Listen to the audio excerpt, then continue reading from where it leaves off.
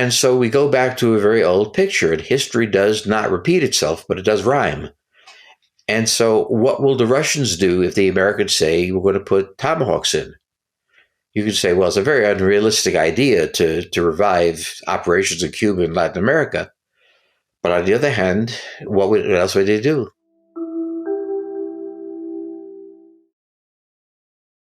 Looking at what's going on with Venezuela specifically before we come on to the wider Caribbean for a moment, I mean, do you think Trump is pushing for regime change there now? Or do you think...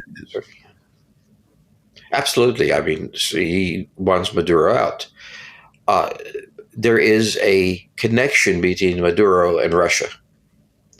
There were, from the Cold War, groups operating in Latin America, covert operations, and Maduro emerged from that even after the Cold War was over. He also has very quiet, very intense relationships with the Russians. And so we look at Venezuela in two ways. One as a cartel member, having members, the other as a potential base for Russian operations in the Western Hemisphere. Because during the Cold War, Latin America was a base for Russian operations, not only in Cuba, but they were very closely tied in many cases in places like Colombia with the various resistance groups, left-wing military, quasi-military forces, but they were linked sometimes to the cartels as they emerged in the 1980s. So from the American point of view, they were involved in Central America, Nicaragua, fighting leftists, also dealing with cartels. There has been a historic relationship between these cartels. The Soviets at that time encouraged them because they wanted to destabilize the region, not, I think, because they were drug dealers.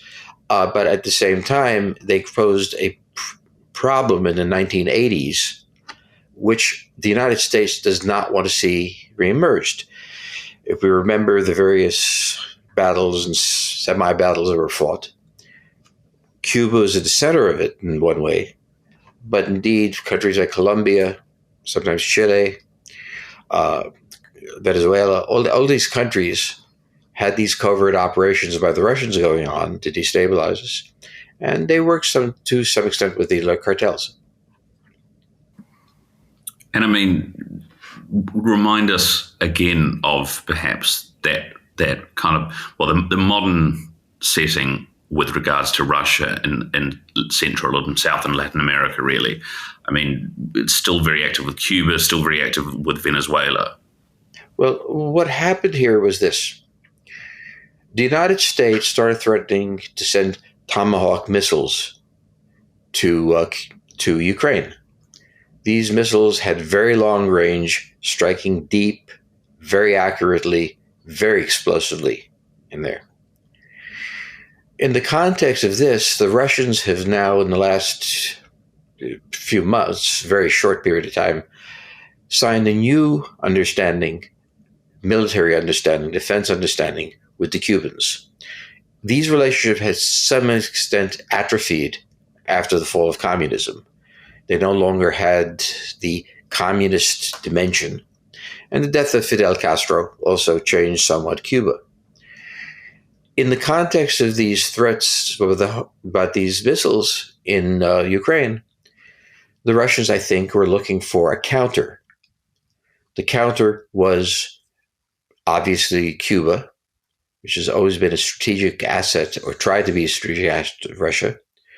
And by starting this, that flipped several switches in Washington, because then the option is for the Russians to base similar weapons in Cuba. And just as we would say the Ukrainians did this, they could say the Cubans did this, wasn't us. Now, I don't think the Cubans are crazy enough to start launching rockets at the United States, but this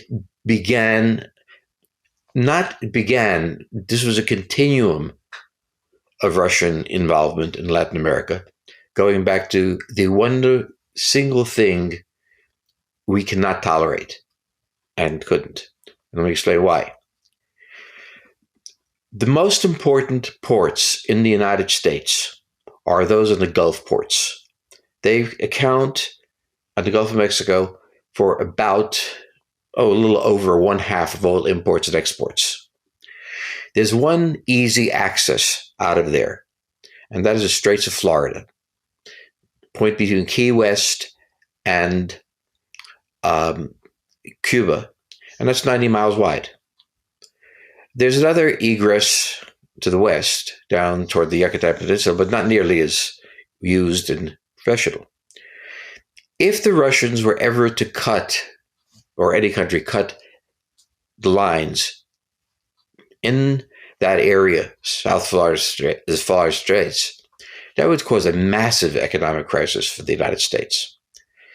During the Cold War, when they went into the missiles in Cuba, they really missed an opportunity to really give us headaches with their submarines plowing outside the waters. Might have led to war.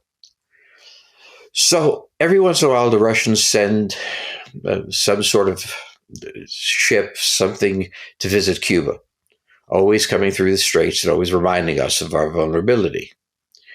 So when we start seeing the Russians operating against, not only in Cuba, but in the Caribbean in general, we get very nervous, because this really is a vulnerable point for the United States. And so when we see Maduro at the southern side of the Caribbean, coming closer to the Russians and had been fairly close to them, we see them signing an agreement now with the Cubans that they had lapsed long ago. Then there's a question of national security.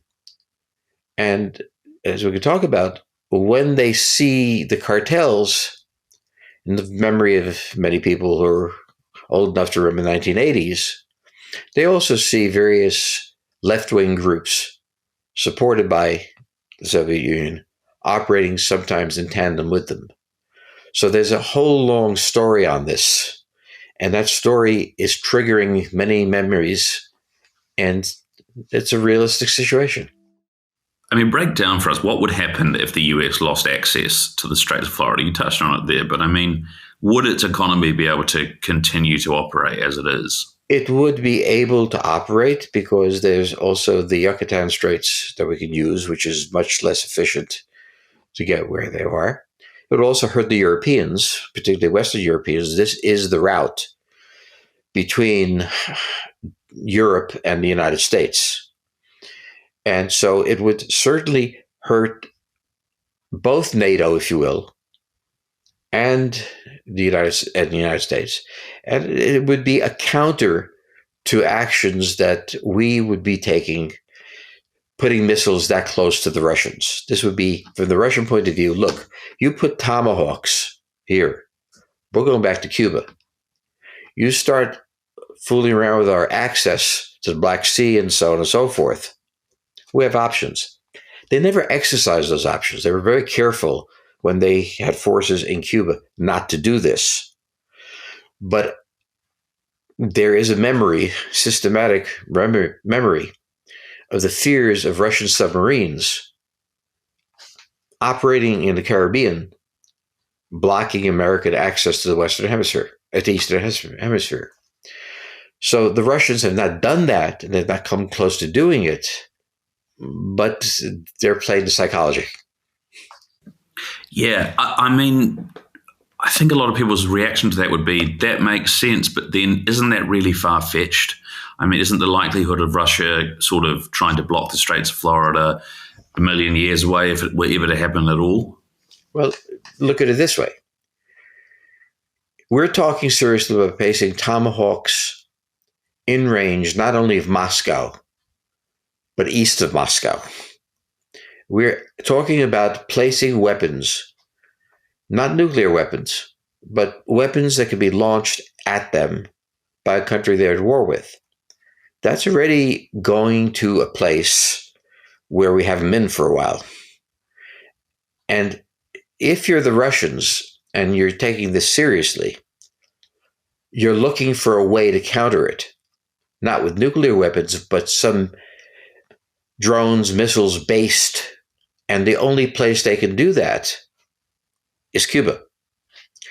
So in a way, the fact that we would arm the Ukrainians with these weapons, as many people would want to stop Russian aggression in Ukraine, not unreasonable, creates a new problem, and a very old problem.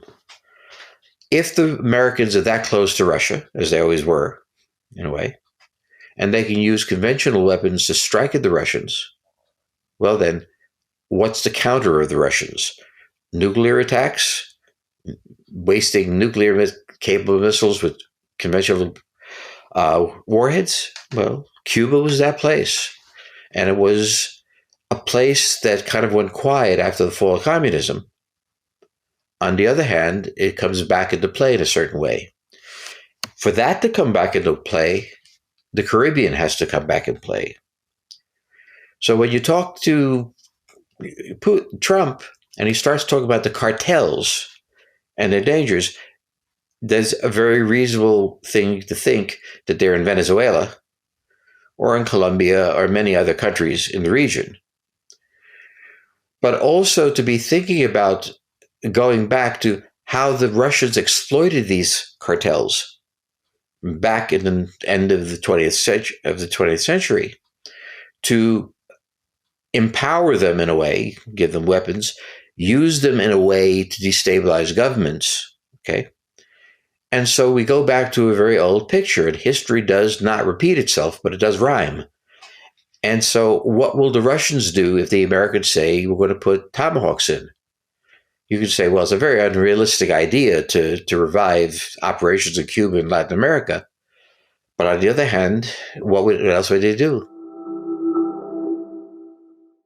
For the full episode and much more, go to geopoliticalfutures.com/podcast.